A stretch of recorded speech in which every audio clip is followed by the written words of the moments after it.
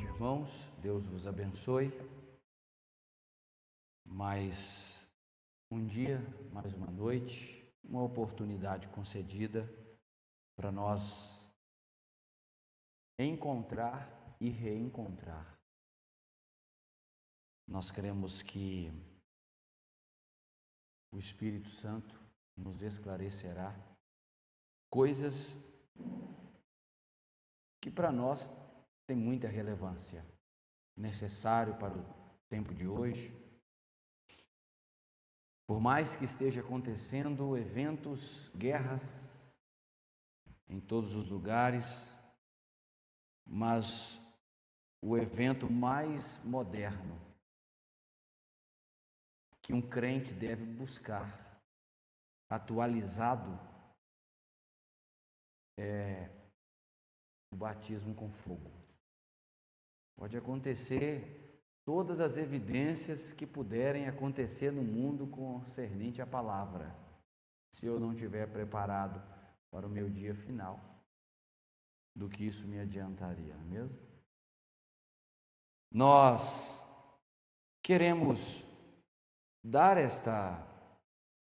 este esclarecimento a respeito do que o profeta, daquele título, que ele pregou, que ele colocou o nome na pregação como demonologia no estado religioso. E hoje, tantas ideias, tantas vertentes, mas eu não estou falando das Assembleias de Deus, Unidos para Cristo, Adventista, Testemunho de Jeová. Muito embora, se em algum momento alguém estiver nos assistindo, ou algum dia estiver nos assistindo, que ainda é de alguma denominação, nós teremos o grande prazer nesta noite de tentar esclarecer algo que tenha uma coerência maior escrituristicamente para você. Por quê? Porque a pior situação de um homem no Evangelho é ser religioso e não saber.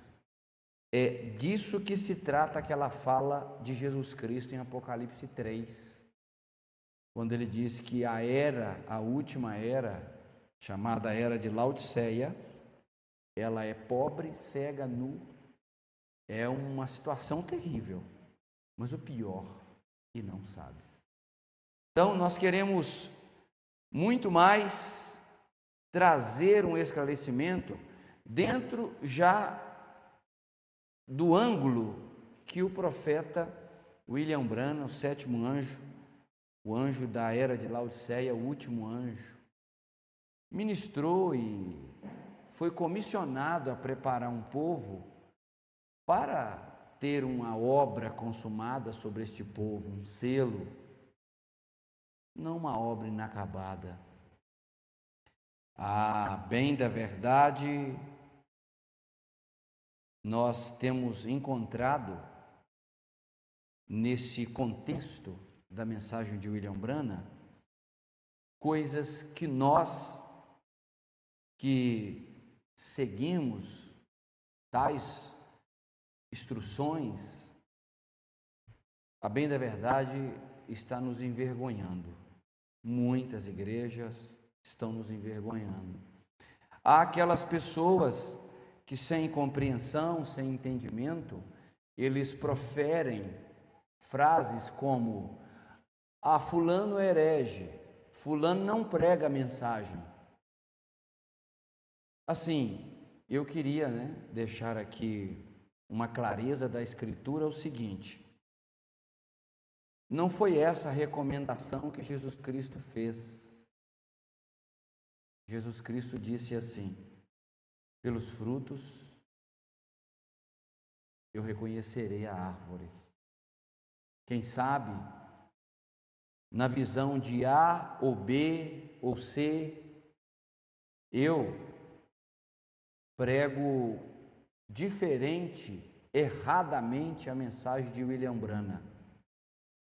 O que mais esperávamos da mensagem de William Branham quando nós cremos que ele era o Elias presta era? Nós viemos, muitos veio de denominações, e aqueles que vieram do mundo, ou mesmo aqueles que nasceram em lar cristão e veio ouvindo, todos nós procurávamos algo em comum na mensagem que foi pregada por William Branham. Que esta mensagem pudesse trazer a cada um de nós uma mudança e depois uma transformação total. Tá? Nós conhecemos pessoas que veio da denominação porque disseram que na denominação o mundanismo já houvera entrado. Essas pessoas não só começou a ver dentro do contexto desta mensagem tais características que as denominações já haviam aderido, como elas mesmas começaram a retornar aos ídolos pagãos. Eu não quero aqui citar alguma desses apetrechos, dessas características que se vê, mas não está dependendo de muito análise em muitas igrejas da mensagem para você perceber que da mensagem de William Branham não resta nada lá mais. Então, nós queremos esclarecer dentro da mensagem a condição religiosa de uma pessoa, a condição de apenas religiosidade é o que ela tem, nada mais. Porque se não compreendermos a mensagem que saiu dos lábios do sétimo anjo, realmente vai sobrar para as nossas vidas só religião. Então, eu queria ler junto com vocês a escritura que está em Apocalipse, muito conhecida por todos nós, mas quem sabe pouco meditada. Apocalipse capítulo 3. Vamos ler? Se você puder ficar de pé, por favor.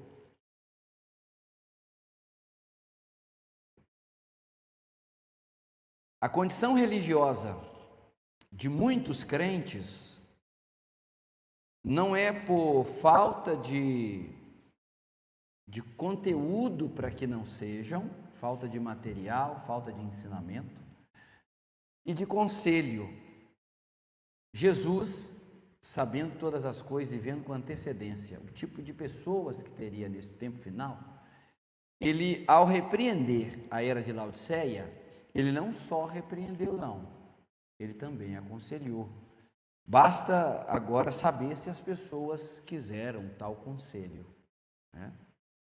Nós conhecemos algo, uma frase muito importante, que ela diz assim: o conselho só será um conselho se o aconselhado recebê-lo em sua vida como conselho e aplicar.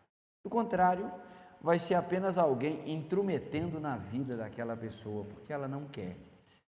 E eu acredito que hoje, se você está aqui me ouvindo, é porque você deseja receber o conselho de Deus, né? Apocalipse 3, desde o verso 15, Jesus descreve a condição dos assim chamados igreja deste último tempo. Ele diz: eu sei das tuas obras, que nem é frio, mundano, e nem é quente, verdadeiro cristão vivo para louvor da glória dele. Tomara que fora frio ou quente, o meio termo é que provoca em Deus a náusea. Assim, porque és morno e não é frio nem quente, vomitar-te-ei da minha boca. Como dizem, como dizes, ou como as igrejas afirmam. Rico sou, estou enriquecido. Esse rico sou aqui eu queria só dar um ênfase no seguinte: não é rico sou financeiramente, não, é rico sou de evangelho. Por isso que eu estou tratando o ângulo da mensagem, porque o povo da mensagem são 1.200 mensagens disponíveis.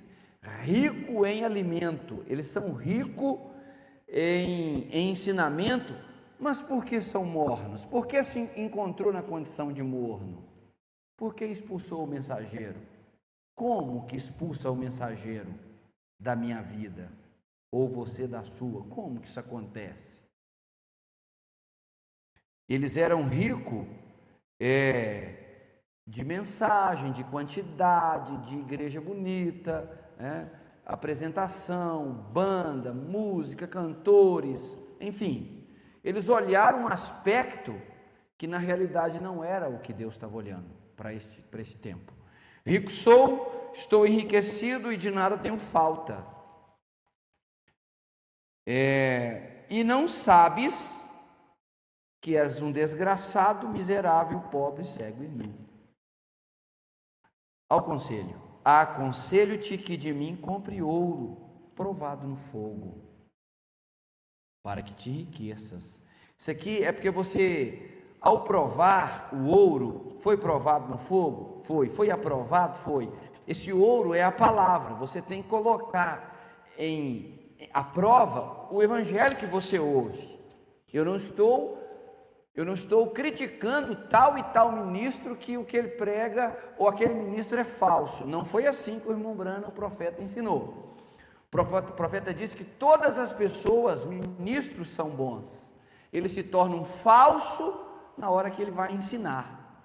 Entende? Então, como que você consegue discernir se o pregador é verdadeiro ou falso? Se aquilo que ele prega, primeiro, ele vive, e segundo, ele aplica aquilo na igreja. Ele não deixa como fez Pilatos, que apenas pegou uma bacia de água e, num símbolo de lavar as mãos, ele achou que estava livre do sangue do justo. Como às vezes ministros podem usar assim: não, eu já preguei, eu já falei, agora é por conta de vocês. Em certa parte, sim, mas o ministro não termina a obrigação dele só depois que ele fala. A Bíblia ensina que ele tem que tomar conta, cuidar da casa de Deus com zelo. Ou seja, nessa pseudo-ideia de que eu já preguei a verdade, não se aplica em pôr em prática dentro da igreja. Porque as pessoas pensam que estaria forçando as pessoas a serem crentes. Ora, mesmo que isso parecesse ou tivesse uma impressão que fosse forçado, você preferiria ser forçado para entrar no reino ou deixar relaxadamente e perder todo o seu tempo? Eu preferiria que alguém insistisse comigo, porque aí eu tenho escritura. Quando Jesus foi convidar aquele homem, naquela parábola, aquele homem que representava o Senhor Jesus Cristo, faria uma festa de bodas, e os tais convidados não quiseram ir na festa. Ele disse: vá aos pobres, nos becos, nas favelas, nos valados, e force-os a entrar. Lembre disso.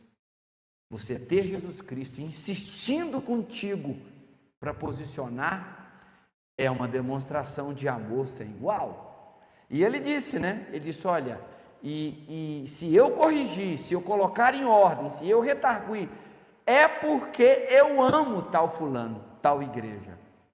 Então, vamos todos nós com o coração bem solto, bem tranquilo, ver o que Deus quer para nós. Olha o conselho: ouro provado no fogo, para que te enriqueças, e vestes brancas, para que te vistas. Sabemos que vestes brancas é um bom testemunho, e não apareça a vergonha da tua nudez, e que unja os teus olhos com colírio. Ele já disse que o estado religioso não permite que as pessoas enxerguem. para que te vejas. Eu repreendo e castigo a todos quanto amo. Sê, pois, zeloso e arrepende-te.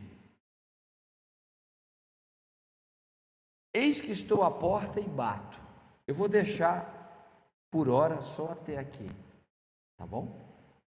Podei-vos assentar, que Deus possa acrescentar as bênçãos à leitura da sua palavra, e que o meu desejo esta noite, com toda a honestidade da minha alma, é que eu consiga ser inteligível e de um espírito bom transmitir até você, até sua casa, até seu lar, algo muito importante para esta hora, muito importante. Há um hino que diz, todos nós conhecemos, que eu me dedicaria tanto em alcançar de Deus o Espírito Santo, que eu não me conformaria até que eu percebesse nos meus atos, no meu andar, no meu falar, que eu teria obtido a vida de Cristo em mim. E em contrapartida, eu estaria lutando para não manter em mim uma vida de religiosidade. Então vamos lá. Nós temos uma citação do profeta William Branham. Na mensagem "Hoje tem se cumprido esta escritura", eu quero pegar aqui, junto com você, o parágrafo é o 87, pregado em 19 de fevereiro de 1965. O profeta, ele diz algo muito importante para o princípio do ministério dele, aonde nós queremos fazer. Na realidade, deixa eu te dizer o que eu gostaria, te convido a fazer hoje, eu quero fazer contigo.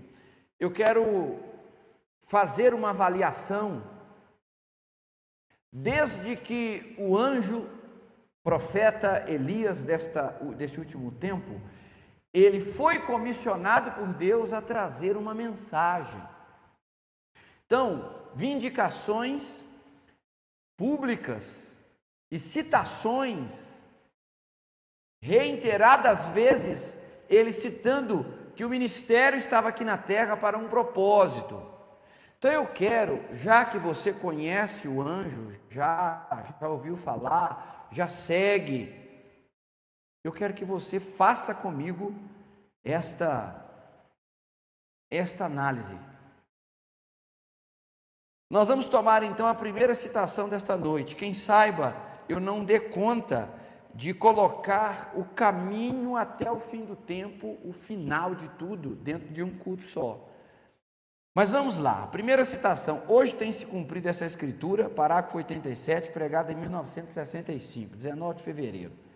Ele disse assim, olha: "Agora, pergunta a vocês aqui de Jeffersonville, que consideraram o que sucedeu aqui no ano de 1933, muito embora seja no final do ministério, mas ele está se referindo a algo do início. Eu até pensei em pegar algo do início, mas acredito que pegando ele citando já no final, nada ficaria de fora, ficaria bem claro. Sucedeu aqui no ano de 1933, quando esta luz sobrenatural pousou sobre o rio, quando estávamos batizando 500 pessoas no nome do Senhor Jesus Cristo. Eu era apenas um jovem de 24 anos, Jeffersonville, que disse a voz que procedeu daquela luz. O que foi que aconteceu aqui no final da rua Spring, quando o jornal de Louisville escreveu algo sobre isso e dali passou a todos os jornais, até mesmo ao Canadá, onde o Dr. Linville recortou do jornal no ano de 1933. Estava eu batizando a pessoa número 17, quando desceu uma luz do céu. Me permita um parêntese aqui, só para ressaltar, mas não vou comentar. Quem sabe em um momento oportuno, se Deus permitir, poderíamos abordar o assunto aqui, porque na 17ª pessoa é que o evento aconteceu. Seria tal número uma vindicação que acompanharia todo o seu ministério? Sim, mas isso gastaria um outro estudo a respeito para provar, sabe? Dentro desse parêntese, há pessoas hoje que estão ungidas para buscar informações que dizem provar que tal mensageiro deste último tempo é falso.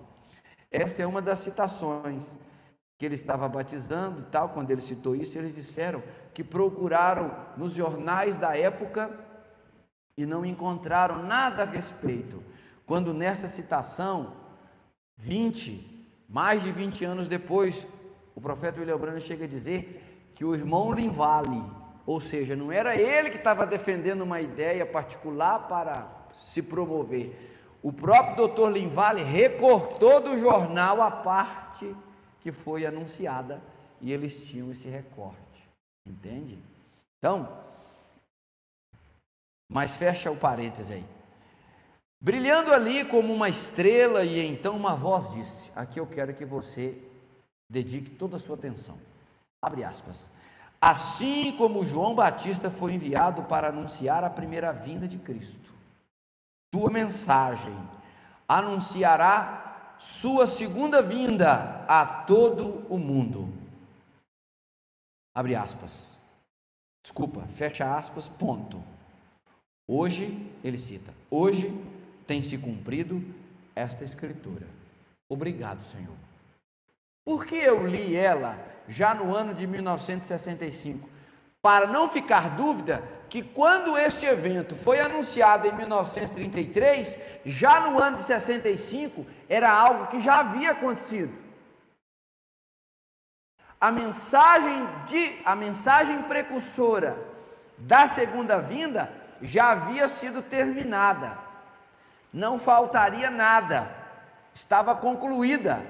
Obrigado, Senhor, disse ele, hoje tal citação está cumprida. Então, deixa eu falar algo aqui para todos nós. Independente, há pastores que chamam de linha, a linha que o fulano prega é esta, a linha que o ciclano prega é esta. Mas há outros que chamam vertentes, as vertentes que saíram de dentro da mensagem. Há outros que chamam ismo, fulano prega tal ismo, fulano prega tal ismo. Há outros que dizem que é heresia, fulano prega heresia, ciclano prega heresia. Tá, ok, não vamos nos gladiar, não, mas vamos pegar algo em comum.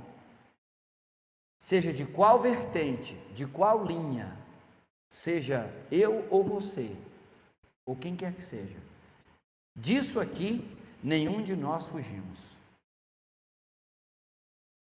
Seja o povo que me ouve, todos os dias, caminha comigo todos os dias, ou você, se for de uma outra linha ou vertente, ou seja lá o que for, de onde é que você ouviu do irmão Branham alguma coisa, todos nós partimos desse princípio, que o 7º anjo foi vindicado no rio Ohio, e isso nos garante uma mensagem que transcenderia a visão denominacional, que nos levaria a uma transformação de caráter e conduta cristã 100% respaldada pela Bíblia Sagrada. Por isso nós cremos que mulher não deve pregar o Evangelho, mesmo para as crianças. Pregar o Evangelho, mulher não deve ensinar na igreja. A gente não tem muita dificuldade de perceber que não é só ensinar, não pode ensinar só para adultos. A Bíblia disse que a mulher não deve ensinar o Evangelho, né?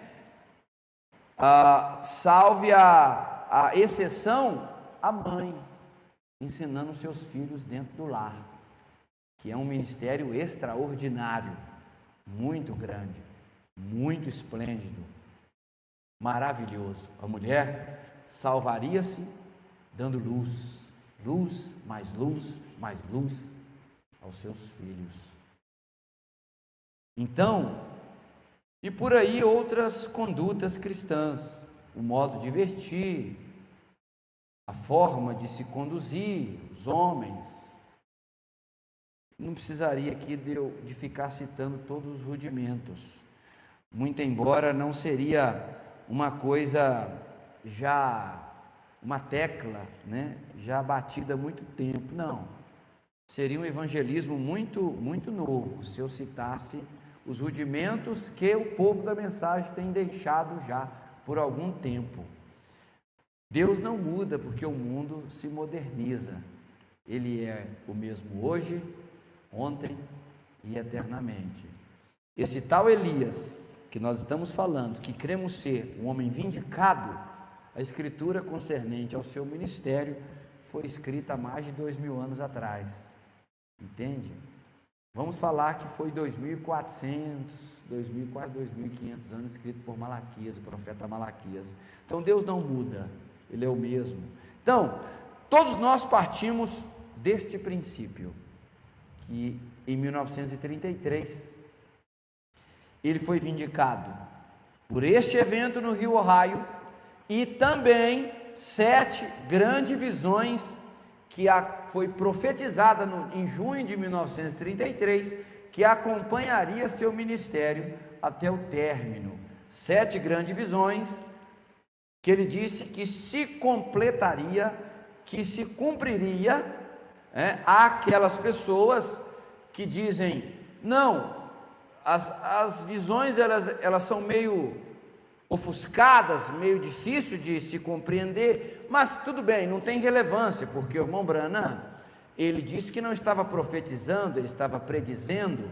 Você, como é uma pessoa inteligente, uma pessoa que é dotado de capacidade, tu vai correr no dicionário e vai olhar a diferença entre profetizar e predizer. Você vai encontrar porque que Jesus, em São Mateus 24, ao profetizar, São Mateus 24, não teve dificuldade de usar a palavra eu predigo, Você vai encontrar que não há distinção do significado. Todas as duas palavras, elas trazem o mesmo significado. Então, nós partimos desse princípio. Agora, me permita algo aqui, queridos irmãos, estou falando no bom espírito porque eu quero lhes ajudar. Eu gostaria de ser, nesta palestra, neste ensinamento, muito honesto, não somente com você, mas com todo esse contexto de pessoas que ouviram o mensageiro. Então, quando Jesus estava na terra ministrando, ele disse para os seus discípulos assim: eu tinha muita coisa para vos ensinar, mas como vocês não suportariam, vai ficar para uma outra ocasião. Quando o Espírito Santo vier, ele vos ensinará, e então ele falará de mim e vos ensinará a meu respeito. Nós sabemos que a plenitude da palavra estava no mensageiro. Se os discípulos, tendo Jesus presente, falando com eles, não puderam captar a mensagem que ali estava, provavelmente quando o 7º anjo estava na terra, isso poderia acontecer. Então, o que nós vamos fazer? Eu vou ler uma citação do profeta, aonde nós vamos tirar a responsabilidade das pessoas da época do profeta, enquanto ele pregava e falava estas coisas. Eu concordo, era difícil para eles poderem captar, porque é difícil para qualquer época. Você olhar para a Bíblia e analisar as trombetas de Apocalipse 8, Apocalipse 9, e hoje analisar pela mensagem e encontrar que Hitler era um dos anjos trombeteiros, como disse o irmão Branham, que subiu do abismo, isso é muito fácil, isso não é difícil. Sabe por que não é difícil? Porque tem citação do profeta, várias, citando não só o Apocalipse 9, mas como citando o nome de Hitler. Agora, pensa se eu e você estivesse vivendo em 1939 até 1944, aonde você olha e vê apenas um homem em guerra com o mundo, e não era só aquele ditador, tinha outros ali. E aí, na ocasião, nós olharmos e identificarmos, este homem é o tal homem que a Bíblia disse, este homem é o homem que Ezequiel escreveu no seu capítulo 9, dizendo que era, esse aí é um dos homens das armas destruidoras. Isso requer apenas a ministério profético. Então, hoje, é muito tranquilo você estudar as trombetas e colocá-las em ordem, mas você identificar a voz de Deus no dia que ela está ecoando, é quase que natural, desde a antiguidade, os homens não identificaram a voz de Deus no dia. Crucificaram Jesus Cristo por qual motivo? Jesus mesmo, falando do seu próprio povo, povo judeu, povo hebreu, povo israelita, ele disse, eu enviei profeta para vocês, por que vocês mataram? Por quê? Porque quando o profeta estava, o povo não reconhecia que era dali que saía a voz de Deus, para aquele dia. Então, eu não vou cometer esta injustiça, e vou ler contigo uma citação, na mensagem, deixa eu pegar aqui para você, a mensagem, Deus guarda a sua palavra.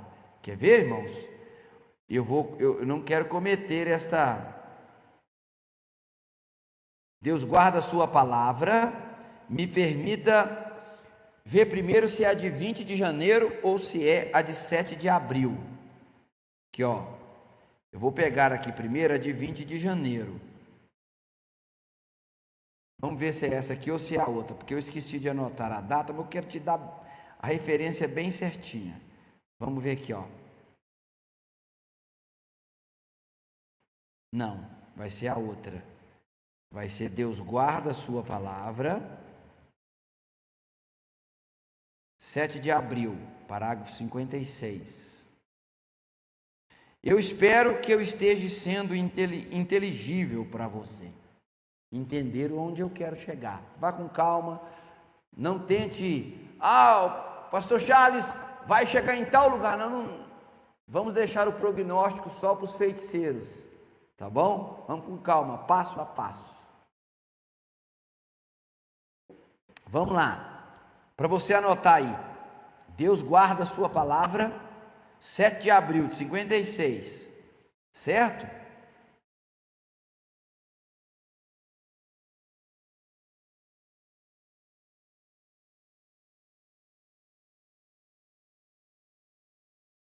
Vamos lá,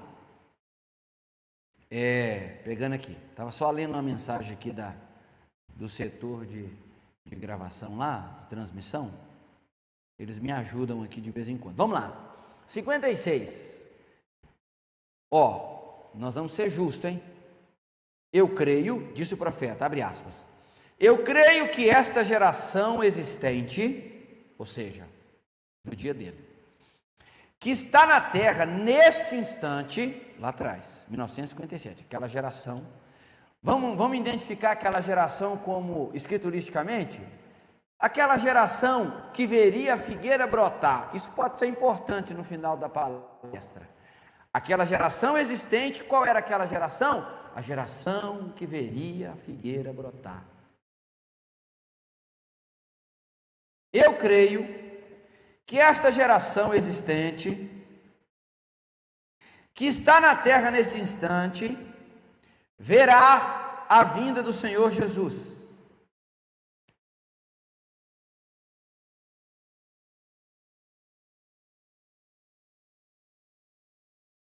O silêncio é proposital.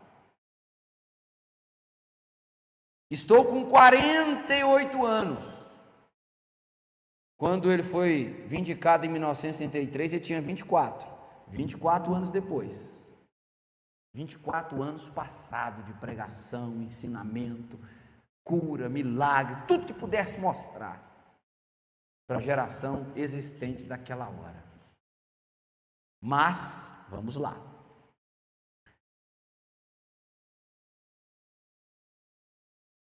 Verá a vinda do Senhor Jesus. Estou com 48 anos. Talvez eu não veja isto. Eu não sei. Ele pode vir amanhã, mas eu creio que há alguns aqui que verão a vinda daquele justo no fim do tempo.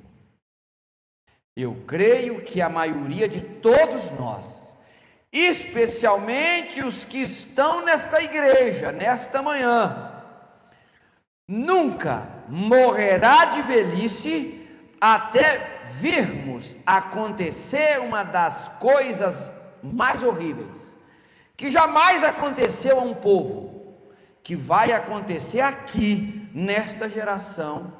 Isto é verdade. Olha,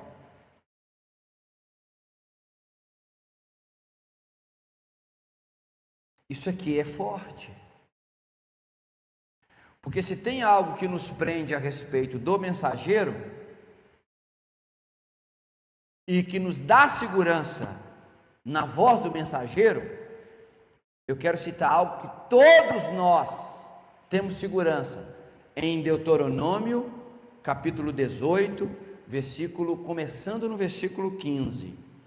Eu poderia ler para você, mas vou citar a parte que mais tem ênfase.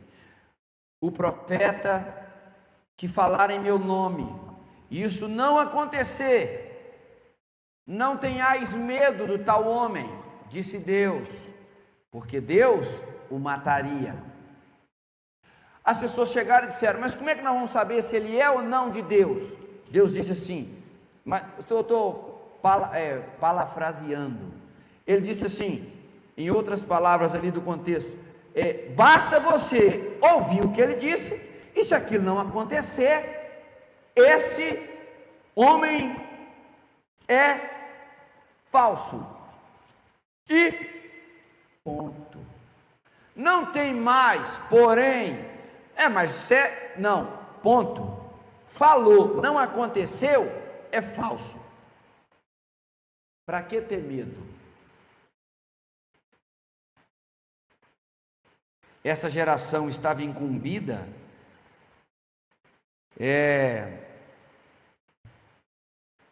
eles conseguiriam então ver isto?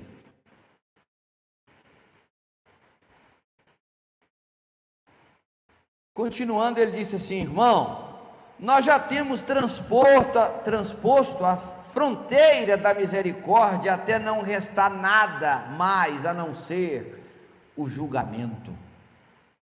Porém, o justo não terá que ser punido com o injusto.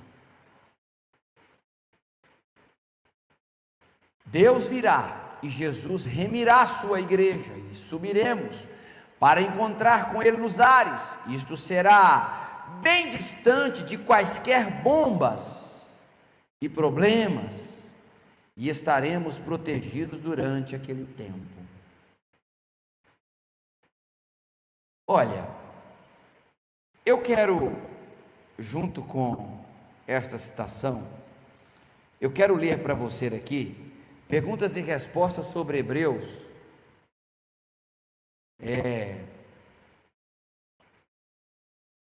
Isso, parágrafo 364. Na sequência aqui, ó. Veja, por que o mundo não reconhece aquela foto ali? ele estava falando, nesta mensagem ele estava falando do pilar de fogo, sobre a cabeça dele. Ainda não era a nuvem de 7 anjos, não era aquela fotografia que ele estava falando aqui não, era do pilar de fogo, tá bom? Ele virá falar daquela outra fotografia mais adiante. Ele disse: por que eles não captam estas outras coisas? Lembrando que, eu pulei uma parte aqui. Veja, por que o mundo não reconhece aquela foto ali? Por que eles não captam aquilo rapidamente? Por que eles não captam essas outras coisas? Então, tinha mais de uma coisa para ser compreendido a respeito da tal mensagem que precursaria a segunda vinda. Ele está começando a abrir as coisas, é captar o que está ali. Eu captei, tem um pilar de fogo na cabeça do profeta. Eu olho para cá, porque ali nós temos o quadro, tá bom? Não, isso não é captar não. Que a máquina fotográfica fotografou o pilar de fogo sobre a cabeça dele, agora é entender por que aquilo aconteceu. Mais precisamente, quando foi que aquilo aconteceu? Foi 1950. Se eu tivesse tempo, eu poderia te dizer por que foi 1950. Que não foi um belo dia ensolarado, que o dia estava maravilhosamente bonito, aí Deus então pensou, sabe que hoje está um dia bom, logo mais à tarde eu vou descer num culto e vou tocar na mente de um homem lá para tirar uma fotografia que eu quero aparecer na cabeça do meu profeta, por cima da cabeça do meu profeta. Deus fala essas coisas assim não. Jesus, quando nasceu aqui na terra, quando ele veio, tinha o ano certo, tinha a data certa. Quando Paulo foi comissionado lá no caminho de Damasco, tinha o dia certo, o ano certo, os motivos exatos. Quando Malaquias, quando João Batista apareceu no Rio Jordão, tinha a data certa, era para aquele ano, era para aquele dia, era para aquela ocasião. Quando Noé apareceu, estava certinho. Estava um dilúvio iminente e o Noé que tinha a mensagem para construir a arca. 1950. Tem uma importância. Ele disse: por que eles não captam? E nós, muitos da mensagem, nos ficamos satisfeitos. Se eu tivesse a fotografia que eu ia te mostrar agora, em olhar, falou: olha, isso aqui é uma luz sobrenatural sobre a cabeça do profeta. Que coisa sobrenatural, hein? Não, sobrenatural é o captar, é o entender por quê. Que é Deus, a gente sabe que é. Agora, para quê? Por quê? É isso que ele está citando aqui, que o mundo não entendeu. Mas vamos lá. É muito provável, irmãos, eu não consigo ser tão ligeiro para ministrar, então é muito provável de eu precisar introduzir outra reunião, quem sabe. Olha, ele diz: por que eles não pegam estas profecias e coisas? As profecias nos daria certeza de que a mensagem estava certa, estava precursando a segunda vinda, que a mensagem estava alinhada com as escrituras e estava conduzindo um povo a uma plenitude de transformação, para que quando chegasse um tempo oportuno, um povo pudesse dizer assim: sabe, nós cremos numa mensagem que nos protegeu do mundanismo, ótimo, mas mais do que isso, nos protegeu do modernismo. Porque querer ser crente desta mensagem e ser moderno, vai dar certo? Não. Deixa eu te falar, não vai dar certo não. O modernismo está tirando muito ênfase de princípios da mensagem. Tipo, o modernismo está convencendo as pessoas das igrejas que num tempo como esse as mulheres, elas não só podem, mas precisam de trabalhar. Depende. É para sustentar o modernismo ou fugimos do parágrafo da citação do profeta e estamos confortáveis com o que o ministro diz?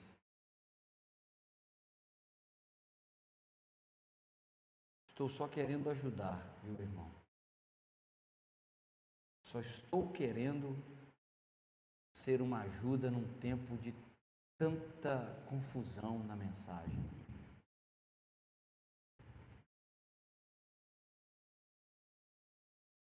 Você sabe?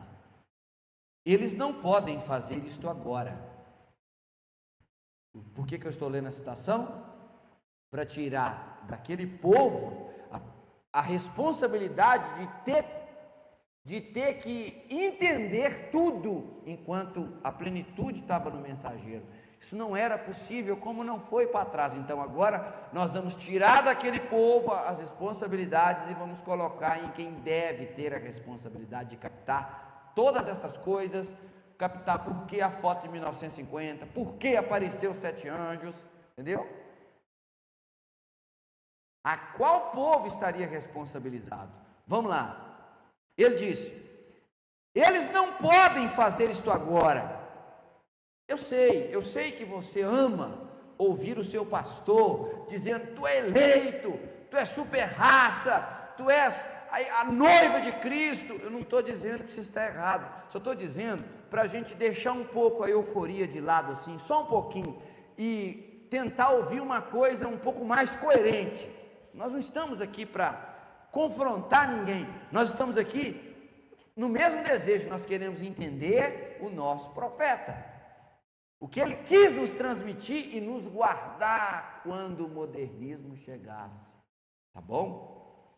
Sou seu amigo, hein?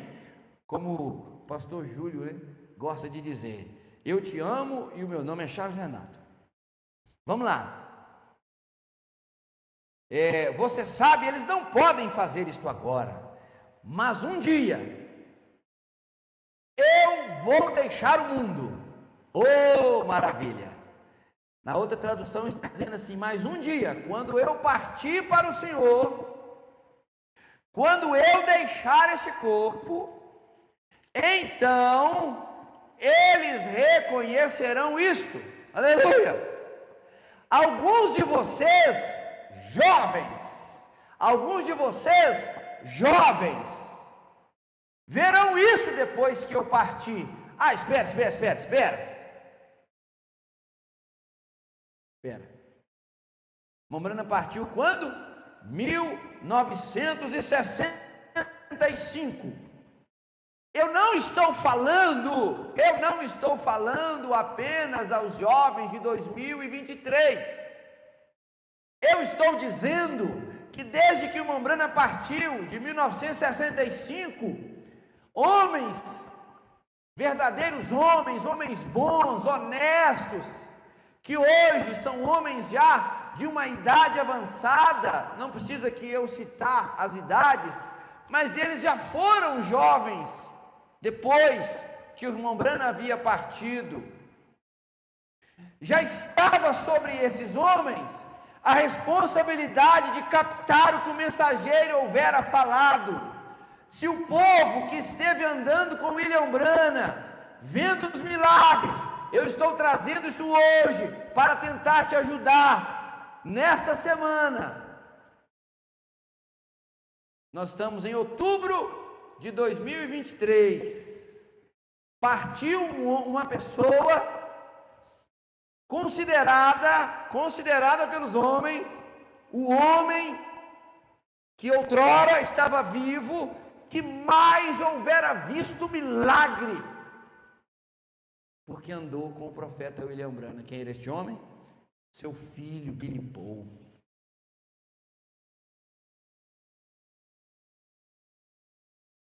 William Brana partiu. Billy Paul não era velho, ele era um jovem. Billy Paul também, vamos falar imigrou, ele imigrou da era dos que não podia compreender enquanto o profeta estava vivo, ele não tinha essa responsabilidade, mas quando o profeta partiu, agora a responsabilidade estava nos homens, que tinham missão de ouvir o mensageiro e entender o que ele quis dizer, para trazer as pessoas a uma posição. Então Billy Paul deveria ter captado o que o mensageiro disse: não quero ser descaridoso, antiético, de agora mostrar algumas coisas que uma pessoa deveria ter feito ou falado quando ela já não está aqui mais. Ele partiu esta semana. Então, quem são essas pessoas? Logo após a morte do mensageiro, ele comissionou essas pessoas para que elas receberiam uma unção para entender. Então, todos nós que nos consideramos ministros, deveríamos olhar para o nosso povo e captar exatamente. Me desculpa, não estou com ironia e nem querendo julgar indireta para ninguém, mas uma das coisas mais importantes da vida do profeta, foi ele que disse, não sou eu que estou dizendo, ele disse: se eu preguei algo profundo, sobrenatural na minha vida, ele disse, foi esta semana. Qual semana? A semana que os 7 selos foram rompidos e os 7 trovões ecoaram as suas vozes.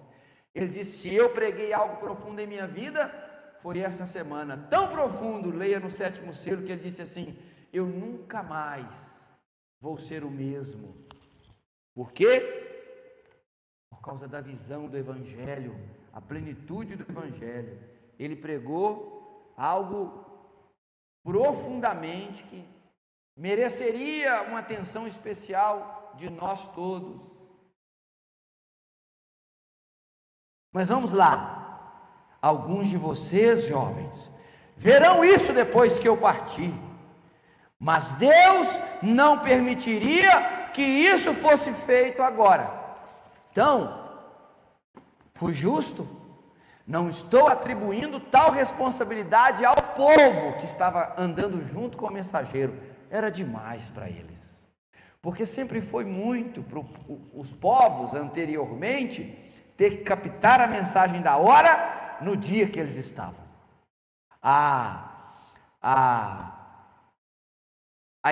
O exaltar para um povo nessa condição só ficou para o povo de Éfeso. Que Paulo, tendo igrejas em Tessalônica, na Galácia, em Corinto, em Roma, só os efesianos conseguiram ver o mensageiro que tinha. Por isso, tal ênfase à igreja de Éfeso. Modelo para todas as eras, principalmente para o fim do tempo, seria efesianos. E o que os efesianos fizeram? Eles colocaram os ministros daquele tempo, colocaram os ministros à prova, pelo conhecimento do mensageiro deles. E eles encontraram que eles não pregavam exatamente como Paulo pregou. Por isso, Timóteo passou no crivo. Timóteo era fiel exatamente ao que Paulo havia ministrado, levando um povo a uma posição de adoção. Por isso que a adoção é pregada no livro de Efésios, de Éfeso, né? E nada mais. Então, continuando, outra geração encontraria o verdadeiro sentido, porque como João Batista precursou a minha primeira vinda, a tua mensagem precursará a minha segunda vinda.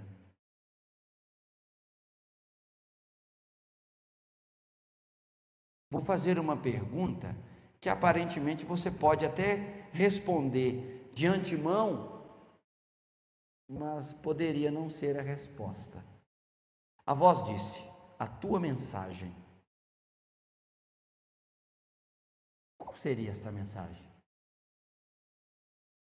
Porque o que nós estamos fazendo? Eu só tenho 2 livros aqui, tá bom? mas eu poderia ir ali no armário e pegar todas elas. Elas não caberiam aqui. E eu abraçasse elas assim e dissesse assim: esta mensagem aqui. Não, não.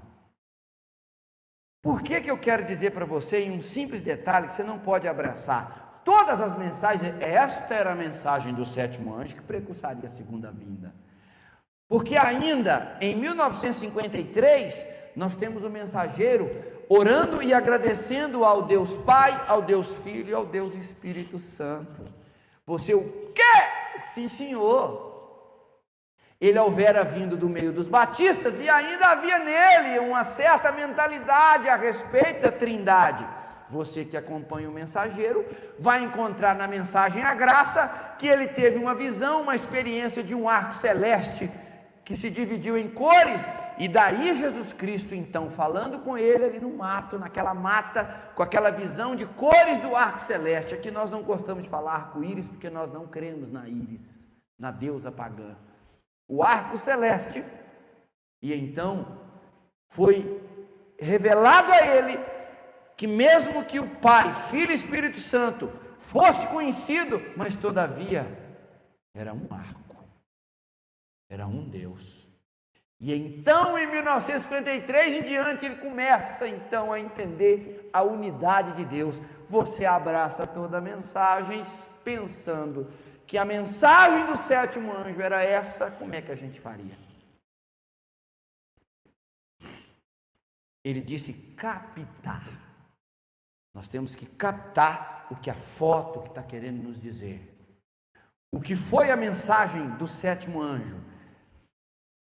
Um pouco mais abrangente, você poderia dizer assim: tá, mas ele era o sétimo anjo de Apocalipse e veio restaurar todas as coisas. O que nós vamos fazer? Então nós vamos estudar no próximo culto, porque já são 8:50. A mensagem de restaurar pode ser que ela não seja a mensagem do anjo precursora. Você muito bem sabe, preste atenção na palavra restauração. Ele estava trazendo primeiro no tempo de restauração do profeta Elias, ele estava trazendo primeiro as coisas à originalidade. O que é isso?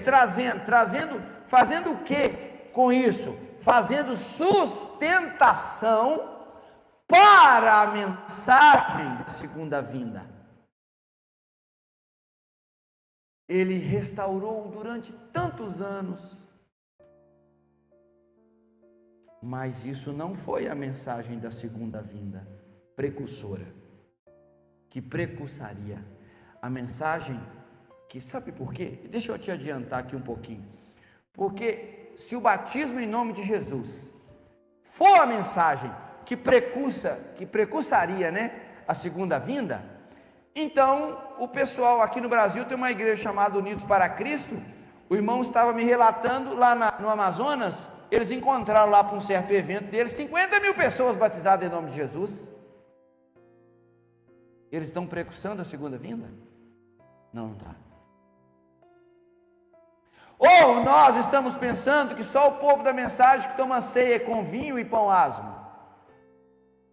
Ou nós estamos pensando que só a igreja da mensagem é que tem o costume de lavar os pés dos santos. Ou nós estamos pensando que só as igrejas da mensagem que as irmãs vestem a saia comprida. Nós vamos parar e analisar e ver. Não, essa não era a mensagem de restauração.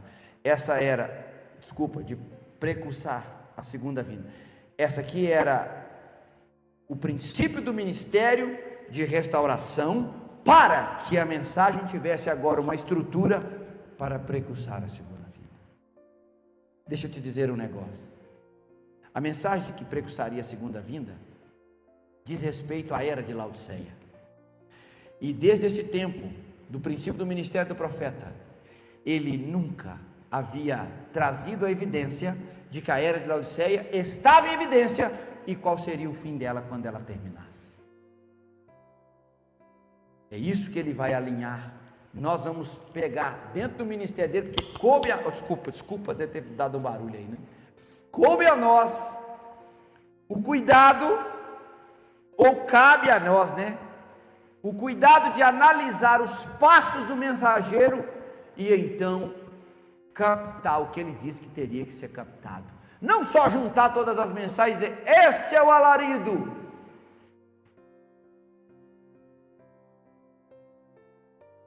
Nós vamos ver coisas bem interessantes no que nos faz crescer e deixar de ser religiosos. Por quê? Porque pelo fato de não ter acompanhado os passos do mensageiro adequadamente, o final destas pessoas foram religiosas. Deixa eu te citar para você algum exemplo bíblico para você entender. Todas os 2 milhões de pessoas que deixaram o Egito atrás ou sob a voz de Moisés,